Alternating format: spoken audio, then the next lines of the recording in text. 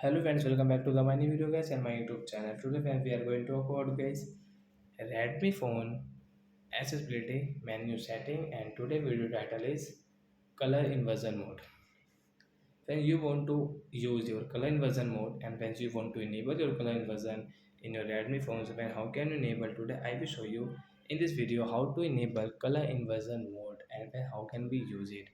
So before starting video friend, first of all go and subscribe the channel guys, click the bell icon. First of all guys, we will on our phone setting. Then guys, scroll it. Guys, click on your phone additional setting. Tap here. Again scroll accessibility guys. Tap here. Scroll it friends. You can see your color inversion setting guys. Tap here. Friends, your color inversion will enable from here. So we will enable color inversion and guys come back. Friends, you can see everything is different. And if you see any photos, any videos, so you can see this ghost setting. You can see guys everything is like ghost boo like that guys. You can use guys your color inversion mode in your Redmi phone. If you want to enable, you can enable and you can use it.